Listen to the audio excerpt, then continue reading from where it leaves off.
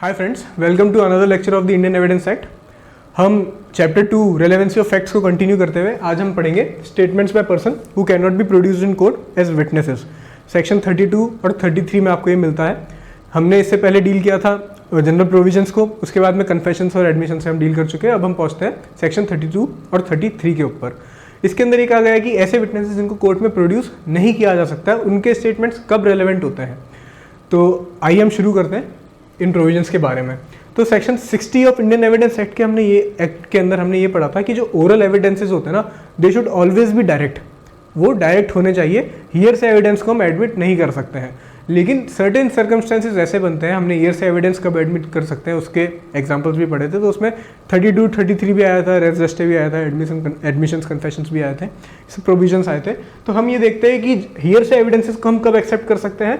Section 32 और 33 के अंदर उन्हें एक्सेप्ट किया जा सकता है। ऐसे क्या सर्कमस्टेंसेस हो सकते हैं कि जब विटनेस को कोर्ट के अंदर नहीं लाया जा सकता है, तो वो मैंने यहाँ पे मेंशन किया 32 के अंदर। पर हमें ये समझना ज़रूरी है कि हम उनके स्टेटमेंट्स को आखिर एक्सेप्ट कर क्यों रहे हैं।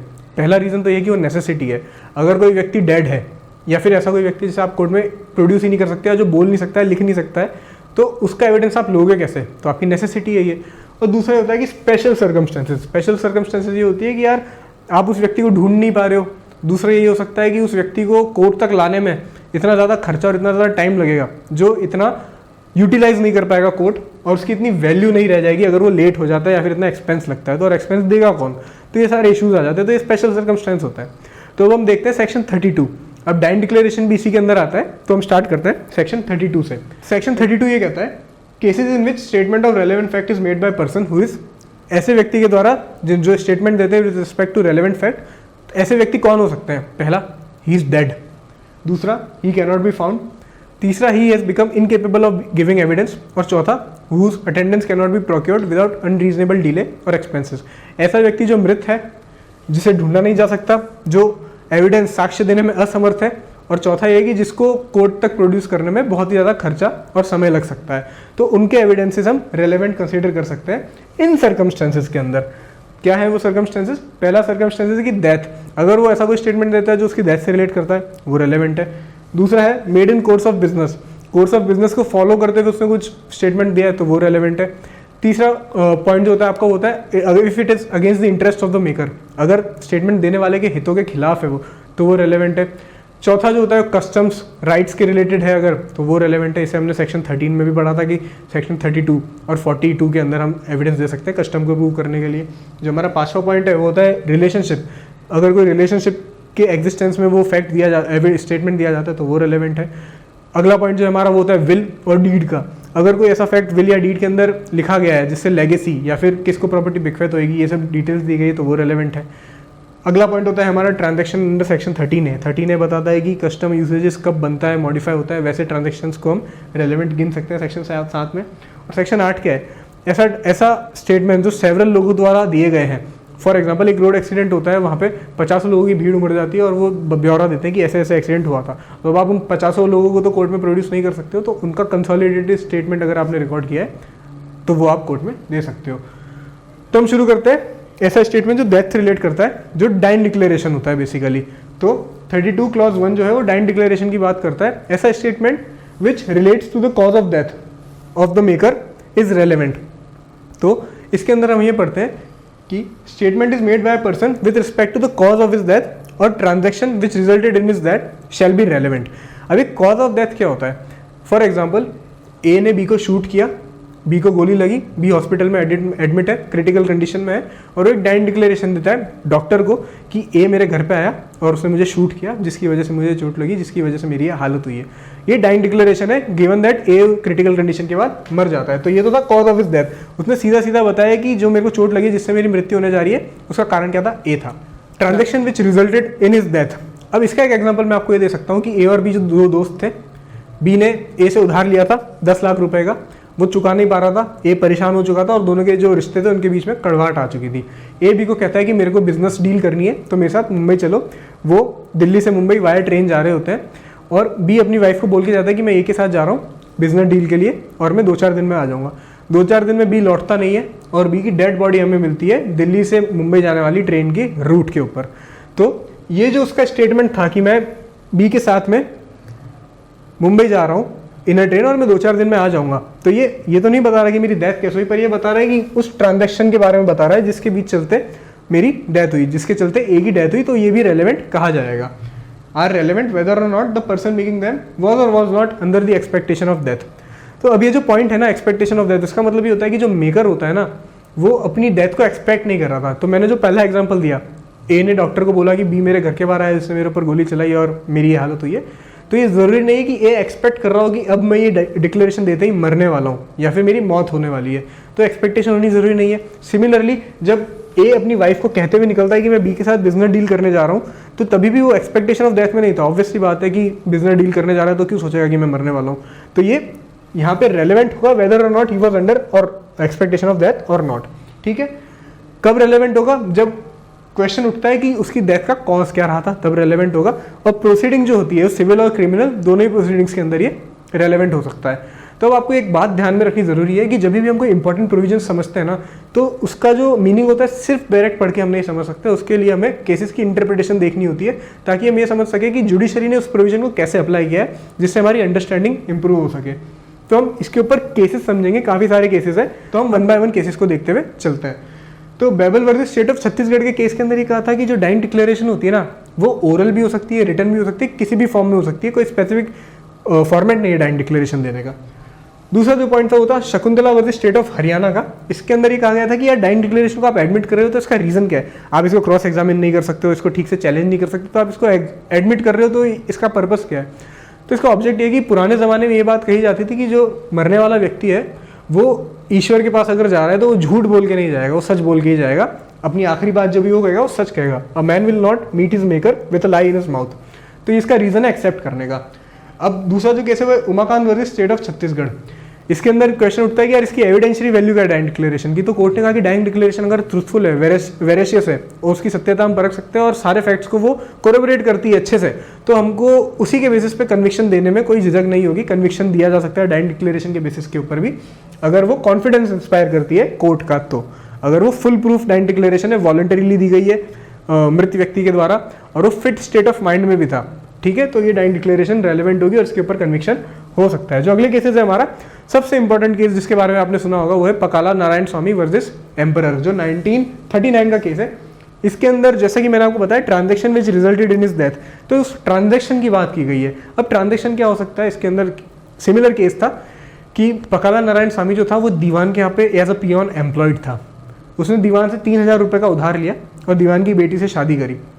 ठीक है, शादी के बाद में ये लोग बहरानपुर गए, दीवान पैसे मांग रहा था, पैसे नहीं चुका पा रहा था। एक समय बाद इन्होंने दीवान को न्योता दिया कि साहब हमारे घर पे आओ, हम आपको पैसा देंगे।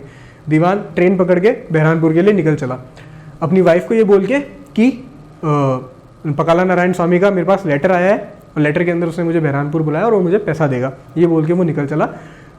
अब बहरानपुर से वो कभी लौटा ही नहीं और उसकी डेड बॉडी जो मिलती है वो हमें ट्रेन के किसी कंपार्टमेंट में मिलती है, एक सूटकेस के अंदर बंद। तो इसके अंदर क्वेश्चन उठा था कि क्या डाइंग डिक्लेरेशन होगा जो भी उसने स्टेटमेंट अपनी वाइफ को दिया था। तो जैसा कि मैंने आपको बताया transaction which resulted in his death, तो ये जो स्टेटमेंट उसका था कि लेटर आया, उसने मुझे बुलाया है पकाला नारायण स्वामी ने बहरानपुर और मुझे जाना पड़ेगा पैसा लेने, तो ये उस ट्रांजैक्शन से डील करता है जिस ट्रांजैक्शन के चलते उसकी डेथ हुई। तो कोर्ट ने कहा कि हाँ ये रेलेवेंट होगा और ये समझाता है हमारे transaction which resulted in his death के पर्टिकुलर प्रोविजन को। और देयरफॉर पकाला नारायण स्वामी वर्सेस एम्परर का जो जजमेंट था वो इतना इंपॉर्टेंट होता है क्योंकि ये इसका first of a kind judgment था जो ट्रांजैक्शन को समझाता है। इसके अंदर कहा गया थी circumstances resulting in death must have proximate relation to actual occurrence. जो भी सर्कमस्टेंसेज जिनके चलते डेथ हुई ना, तो एक्चुअल अकरेंस से वो रिलेट करने चाहिए। फॉर एग्जांपल पकाला नारायण स्वामी ने बोला था अपनी वाइफ को कि मैं बहरानपुर जाऊंगा पैसा लेने के लिए, उसने मुझे बुलाया है, तो ये जो था ये प्रॉक्सिमेट था। प्रॉक्सिमेट इन द सेंस की प्रॉक्सिमेट ऐसे था कि पकाला के पास मोटिव था, पकाला के पास अपॉर्चुनिटी भी थी ऑफेंस कमिट करने की, और ट्रांजैक्शन यही था, पैसा उसने उधार लिया था और वो चुका नहीं पा रहा था, तो यहाँ पे उसका मोटिव बना और इंटेंशन थी उसकी किल करने की। तो यहाँ पे जो सर्कमस्टेंसेस ऐसे थे कि सब प्रॉक्सिमेटली कनेक्टेड थे एक दूसरे से, तो कोर्ट ने इसे डाइंग डिक्लेरेशन के फॉर्म में एडमिट किया। ये था पकाला नारायण स्वामी का केस हमारा। अगला जो केस है वह मकसूदान versus state of Uttar Pradesh का। अब इसके अंदर बात ये होती है कि डाइंग डिक्लेरेशन आपने रिकॉर्ड करी। फॉर एग्जाम्पल जो मैंने आपको पहला एग्जांपल दिया था ए और बी का, बी को गोली मारी, बी ने डॉक्टर को एविडेंस दिया, डाइंग डिक्लेरेशन दी कि भाई ए ने मेरे ऊपर गोली मारी जिसकी वजह से मुझे चोट लगी और जिसकी वजह से मेरी हालत क्रिटिकल है। अब जो बी होता है वो मरा नहीं, एविडेंस दिया, क्रिटिकल कंडीशन में था, वो बच के निकल गया, तो क्वेश्चन उठा कि क्या उसका एविडेंस जो है वो डाइंग डिक्लेरेशन होगा? तो कोर्ट हेल्ड करता है कि नहीं साहब, अब किस बात का डाइंग डिक्लेरेशन, आदमी जिंदा है तो आप डाइंग डिक्लेरेशन कैसे कह सकते हो उसे? डाइंग डिक्लेरेशन नहीं होगा वो। इंस्टेड सेक्शन 145 और 157 के अंदर जैसे आप उसको कॉन्ट्राडिक्ट और कोरोबोरेट कर सकते हो स्टेटमेंट्स को, as a regular witness B को बुलाया जाएगा कोर्ट में और वो प्रूव करेगा कि अटेम्प्ट टू मर्डर था, ग्रीवियस हर्ट मुझे कॉज हुआ, तो उसका वो एविडेंस दे सकता है। लेकिन डाइंग डिक्लेरेशन ये नहीं प्रूव हो सकता। Statements about death of another person are also not dying declaration. A ने बी को मारा, बी ने कुछ स्टेटमेंट दिया, सी उस चीज का स्टेटमेंट वापस दे रहा है कोर्ट में कि साहब बी की मौत का कारण ये था, तो सी उदाहरण नहीं दे सकता डाइंग डिक्लेरेशन का बी के पार्ट के ऊपर। तो statement about death of another person is not dying declaration. आप जिस व्यक्ति की मृत्यु हुई है वही डाइंग डिक्लेरेशन दे सकता है, कोई दूसरा उसकी जगह नहीं दे सकता है। अगला पॉइंट है हमारा समाधान दुधाका वर्सेस स्टेट ऑफ महाराष्ट्र। अब बात की जाती है कि डाइंग डिक्लेरेशन जो होती है वो मल्टीपल लोगों को दी जा सकती है, या तो आप डॉक्टर को दे सकते हो, पुलिस वाले को दे सकते हो, किसी विटनेस को दे सकते हो, रिलेटिव को दे सकते हो। लेकिन अगर आप एडमिट हो तो आप डाइंग डिक्लेरेशन देना चाहते हो तो जज को बुलाया जाता है। तो जो निर्भया वाला केस था उसमें एक लेडी मजिस्ट्रेट को भेजा गया था डाइंग डिक्लेरेशन रिकॉर्ड करने के लिए, और इस केस के अंदर स्पेसिफिकली कहा गया है कि जो मजिस्ट्रेट डाइंग डिक्लेरेशन रिकॉर्ड करते हैं ना उसकी एविडेंशियरी वैल्यू ज़्यादा होती है। रीजन बीइंग मजिस्ट्रेट एक न्यूट्रल पार्टी होती है और मजिस्ट्रेट के पास एक प्रोसीजर होता है डाइंग डिक्लेरेशन को रिकॉर्ड करने का। तो जो डाइंग डिक्लेरेशन रिकॉर्ड की जाती है वो क्वेश्चन आंसर फॉर्मेट में यूजुअली रिकॉर्ड की जाती है, उसका एक फॉर्मेट होता है, तो मजिस्ट्रेट उस फॉर्मेट के चलते हुए रिकॉर्ड करता है। तो जो डाइंग डिक्लेरेशन रिकॉर्ड की जाती है वो फुल प्रूफ बन जाती है since it is recorded by magistrate, और बायस का चांस नहीं होता है। तो ये होता है कि किस पार्टी को डाइंग डिक्लेरेशन दी गई है वो भी इंपॉर्टेंट होता है, उसके ऊपर भी रेलेवेंसी प्लेस की जा सकती है। अगला जो केस है हमारा वो है SP Devaraji versus state of Karnataka. Similarly dying declaration के ऊपर वापस से क्वेश्चन उठा कि इसकी एविडेंशियरी वैल्यू क्या है, तो कोर्ट ने यहाँ पे यही बोला कि डाइंग डिक्लेरेशन के सोल बेसिस के ऊपर आप कन्विक्शन कर सकते हो अगर उसमें कॉन्फिडेंस है, व्यक्ति ने वॉलंटरीली दी है और इंस्पायर्स कॉन्फिडेंस, जैसा मैंने बोला, और जो व्यक्ति था वो फिट स्टेट ऑफ माइंड में था, कोई भी मेंटल इशू से नहीं जूझ रहा था, उसने अपनी इच्छा से वो डिक्लेरेशन दी है। तो P1 versus state of Tamil Nadu में कहा कि अगर डाइंग डिक्लेरेशन में कुछ सस्पिशन लगता है कोर्ट को तो डाइंग डिक्लेरेशन जैसे दी गई है वैसे के वैसे उसको एब्जॉर्ब करना, उसे अडॉप्ट करना जरूरी नहीं है कोर्ट के पार्ट के ऊपर। अगर कोर्ट को सस्पिशन लगता है ना तो कोर्ट कोरोबरेशन मांग सकता है। कोर्ट प्रोसिक्यूशन को कह सकता है कि आप अक्यूज्ड के खिलाफ एविडेंस लाओ, फैक्ट्स और सर्कमस्टेंसेस को सफिशिएंटली प्रूव करो। सिर्फ डाइंग डिक्लेरेशन के बेसिस के ऊपर हम जजमेंट नहीं दे सकते। यहाँ पे Gopal versus state of Madhya Pradesh में ये बात की गई कि भाई साहब मल्टीपल डाइंग डिक्लेरेशन तो क्या करोगे, एक डाइंग डिक्लेरेशन दी मैंने चोट लगते ही विटनेस को, एक डाइंग डिक्लेरेशन दी मैंने जज को, एक डाइंग डिक्लेरेशन दी मैंने डॉक्टर को, तो अब किसकी डाइंग डिक्लेरेशन में ज़्यादा वेट दिया जाएगा? तो इसके अंदर ये होता है कि अगर इतनी सारी आपके पास डाइंग डिक्लेरेशन है ना तो आप उसके बेसिस पे कन्विक्शन नहीं कर सकते क्योंकि अनसेफ हो जाएगा और अक्यूज्ड के लिए गलत हो जाएगा। तो आप फैक्ट्स और सर्कमस्टेंसेस के हिसाब से उन डाइंग डिक्लेरेशन को वेट दोगे और उसके बेसिस पे फिर कोर्ट डिसाइड करता है। महमूद इलाही versus state of Uttar Pradesh के अंदर ये बात की गई थी कि क्या एफआईआर डाइंग डिक्लेरेशन हो सकती है, तो कोर्ट ने कहा था जी हाँ, एफआईआर डाइंग डिक्लेरेशन हो सकती है। अगर कोई व्यक्ति पुलिस के पास जाके एफआईआर लिखवाता है, एक ऑफेंस उसके खिलाफ अगर हुआ है और वो लिखवाते ही मर जाता है तो उसे डाइंग डिक्लेरेशन में आप ले सकते हैं क्योंकि कोई प्रॉब्लम नहीं है, आपने स्टेटमेंट दिया, पुलिस ने उसे रिकॉर्ड किया है, तो ये बेशक डाइंग डिक्लेरेशन के फॉर्म में यूज हो सकती है। तो ये था पार्ट हमारा डाइंग डिक्लेरेशन का, जो आपको अच्छे से समझ आया होगा। आई होप सेक्शन 32 क्लॉज 1 आपको क्लियरली समझ आया होगा। जैसा मैंने बोला, इंपॉर्टेंट प्रोविजंस का जो डेवलपमेंट होता है वो जजमेंट्स के थ्रू होता है, तो उनकी इंटरप्रिटेशन समझने के लिए आपको जजमेंट्स के जो भी रेशियोज है उन्हें पढ़ना जरूरी होता है। मूविंग ऑन, अब हम चलते हैं हमारे आगे वाले पार्ट्स पे। तो आप देखेंगे कि 32 के अंदर सिर्फ डाइंग डिक्लेरेशन नहीं है, 32 के अंदर 8 पार्ट दे रखे हैं। तो हम सेकंड पार्ट के ऊपर आते हैं। वो ये कहता है कि अगर कोई भी स्टेटमेंट कोर्स ऑफ बिजनेस में दिया गया है ना तो वो भी रेलेवेंट होगा। फॉर एग्जाम्पल, एक व्यक्ति जो था दुकान वाला था, उसने दुकान के अंदर जो भी बेच खरीद होती है उसकी एंट्री वो अपनी किताब के अंदर करता है, लेजर है, और व्यक्ति का केस के दौरान मृत्यु हो जाती है और जो उसकी लेजर होती है उसे प्रोड्यूस किया जाता है कोर्ट में as an evidence to prove certain facts, to prove certain entries. तो कोर्ट कहता है कि साहब ये भी वैलिड है, आप इसका एविडेंस दे सकते हो। अगला जो पॉइंट है वो है कि अगर कोई ऐसा स्टेटमेंट जो होता है which is against the interest of the maker, जो स्टेटमेंट देने वाला है उसके हित के खिलाफ अगर कोई स्टेटमेंट है तो वो भी रेलेवेंट होगा। रीजन बीइंग यूजुअली पार्टीज जो होती है ना वो अपने खिलाफ स्टेटमेंट खुद नहीं देंगी, तो अगर उन्होंने दिया है तो वो सच होगा, अदरवाइज वो अपना इंटरेस्ट जो है वो डिफीट नहीं करेंगे। चौथा पॉइंट ये होता है कि opinion as to public rights और custom by a person who would have known of its existence. तो मैंने आपको एक एग्जांपल दिया था रेस जस्टे वाले लेक्चर की वीडियो में, तो मैंने ये बताया था कि विलेज हेडमैन जो होता है उससे पूछा जाता है कि क्या एक पर्टिकुलर रोड है उसके ऊपर गांव वालों का ईजमेंट्री हक है या नहीं है, या फिर ये प्राइवेट प्रॉपर्टी है। तो वो कहता है कि हमारे पूर्वजों को पता था और मुझे भी पता है, ये इन्फॉर्मेशन चलती आई है कि ये जो रोड है उसके ऊपर गाँव वालों ने पूरा उससे यूटिलाइज किया है हाईवे तक जाने के लिए। तो ये जो स्टेटमेंट उसने दिया है तो ये कस्टम को एग्जिस्टेंस को बताता है, और वो ऐसा पर्सन है जो इसकी एग्जिस्टेंस के बारे में अवेयर हो सकता है, तो ये उसका स्टेटमेंट जो है वो रेलेवेंट होगा। इलस्ट्रेशन आई आपको मिलेगा सेक्शन 32 के अंदर, वो इससे डील करता है। सेक्शन 5 वो है relates to existence of relationship. ऐसा कोई स्टेटमेंट ऐसे व्यक्ति के द्वारा जो डेड है, जिसे ढूंढा नहीं जा सकता, जो इनकेपेबल है एविडेंस देने के लिए, ऐसा कोई स्टेटमेंट वो करता है जो पार्टीज की रिलेशनशिप को बताता है, तो वो भी रेलेवेंट होगा। रिलेशनशिप कैसी हो सकती है? रिलेशनशिप बाय ब्लड, कंसैंग्विनिटी जो ब्लड होती है, मैरिज और अडॉप्शन, ऐसी रिलेशनशिप्स का कोई एविडेंस देना है आपको तो रेलेवेंट होगी। इसके अंदर एक एग्जांपल दे रखा है कि एक क्लर्जी होता है, वो दो लोगों की शादी कराता है। अब जो शादी होती है वो सीक्रेट में होती है और कोर्ट के पास केस आता है। कोर्ट में एक क्वेश्चन उठता है कि क्या ये शादी लेजिटिमेट है या नहीं है। तो जो क्लर्जी होता है, अब वो ओल्ड होते हैं तो उनकी डेथ हो चुकी होती है, लेकिन उनकी जो डायरी होती है उसके अंदर एंट्री होती है एक पर्टिकुलर डेट पे कि मैंने इन दो लोगों की शादी कराई थी इस रीति रिवाज के थ्रू। तो अब ये जो एंट्री है उसे कोर्ट रेलेवेंट समझता है, क्योंकि ये दर्शाती है कि एग्जिस्टेंस ऑफ रिलेशनशिप, ये ए और बी के बीच में शादी का रिलेशन जो है, मैट्रिमोनियल रिलेशन है, उसको दर्शाता है, तो ये रेलेवेंट है। मूविंग ऑन, जो हमारा अगला पॉइंट है वो होता है सेक्शन पार्ट 6।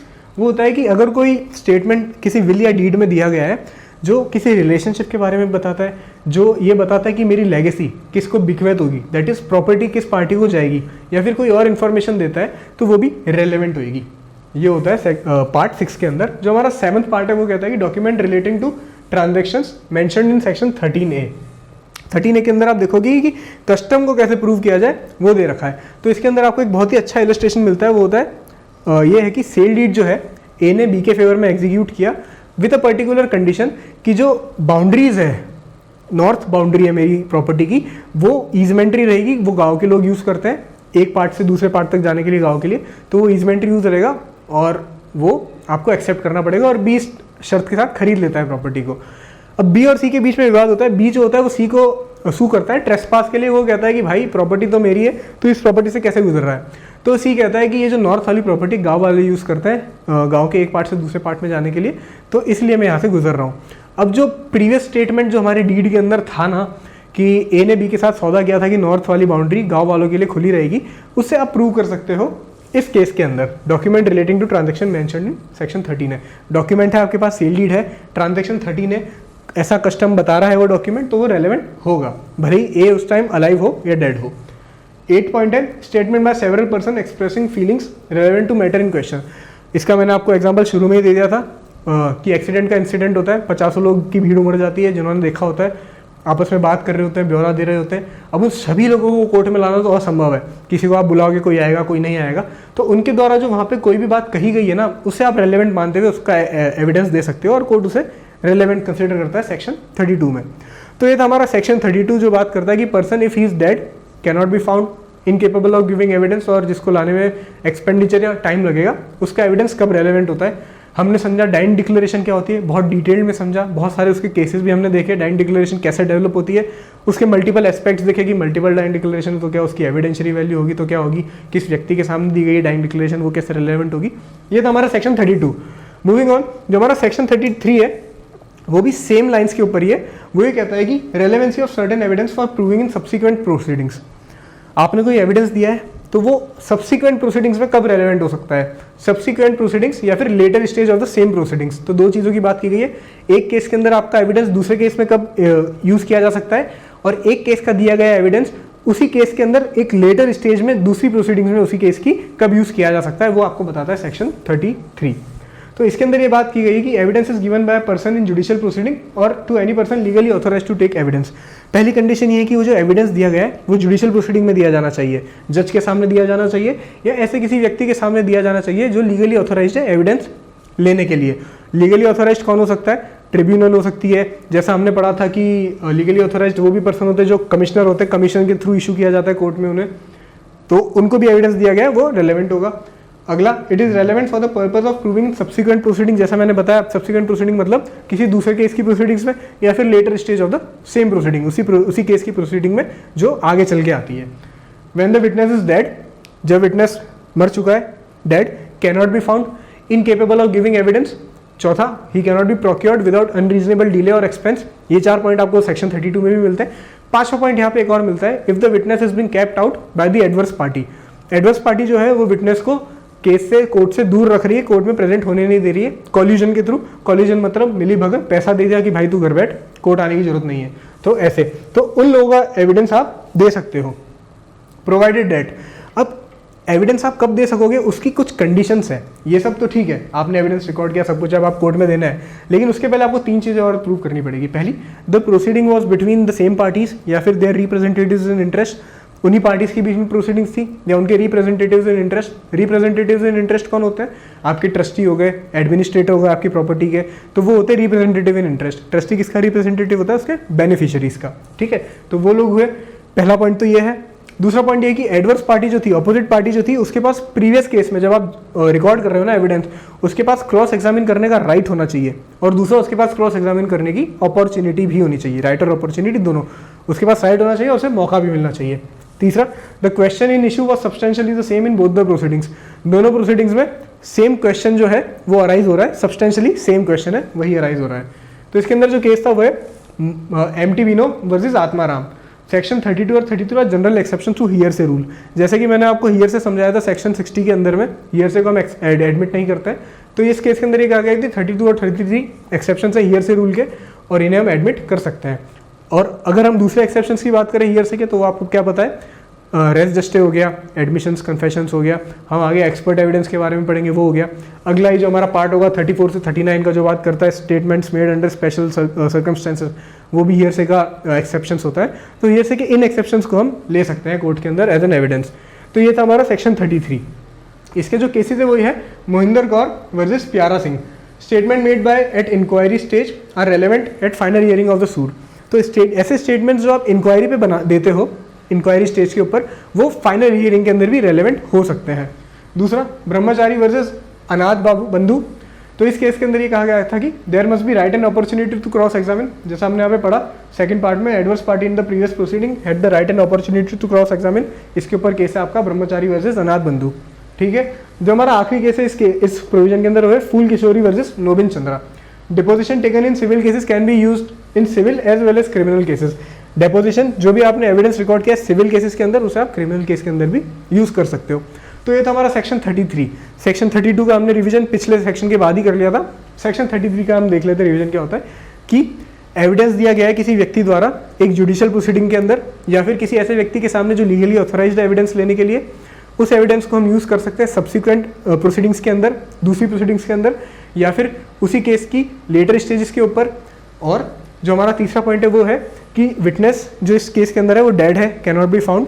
ये 5 पॉइंट हमारे पास है। यहाँ पे जो एक पॉइंट ऐड होता है वो है the witness is being kept away by the adverse party, जो हमको 32 में नहीं मिलता है, तो उसे भी यहाँ पे ऐड किया जाता है। 3 कंडीशंस नेसेसरी है। पहला, पार्टी सेम होनी चाहिए। दूसरा, उनके बीच में क्वेश्चन जो होता है वो सेम अराइज होना चाहिए, सब्सटेंशियल क्वेश्चन सेम होना चाहिए। और जो तीसरा पॉइंट है वो एडवर्स पार्टी के पास क्रॉस एग्जामिन करने का हक होना चाहिए। उसके ऊपर हमने केसेस भी देख लिए हैं। तो ये था हमारा सेक्शन 32 और 33 statements of witnesses who can not be produced in court. तो उनके एविडेंसेस को हम कब रेलेवेंट मान सकते हैं? 5 कंडीशंस थी। Dead, can not be found, incapable of giving evidence, can not be procured without undue expenditure और डिले। और 33 के अंदर एक और पार्ट ऐड हो जाता है, वो है is the witness being kept out of the court by adverse party. तो ये थे हमारे 32 और 33 वाले सेक्शंस। अब हमने पढ़ लिया है जनरल प्रोविजंस के बारे में जो 6 से 16 तक थे। एडमिशन एंड कन्फेशन से हम डील कर चुके हैं। 32 और 33 को भी हमने डील कर लिया है। अब आपका पार्ट बचता है स्पेशल प्रोविजंस का, जजमेंट्स का, एक्सपर्ट एविडेंस और थर्ड पर्सन की ओपिनियन का, और कैरेक्टर से रिलेटेड, जिन्हें हम अगले 2 लेक्चर्स में कवर करेंगे, और उसके बाद में हमारा एविडेंस एक्ट कंप्लीट होगा। होपफुली आपको आज का लेक्चर अच्छे से समझ में आया होगा। डाइन डिक्लेरेशन के ऊपर आपकी क्लैरिटी हुई होगी, और मेंस के एस्पेक्ट से भी आपको बहुत ही थरो उसकी नॉलेज मिल गई होगी 32 और 33 के ऊपर। तो यहीं तक था हमारा lecture, and I will see you in the next lecture. Thank you.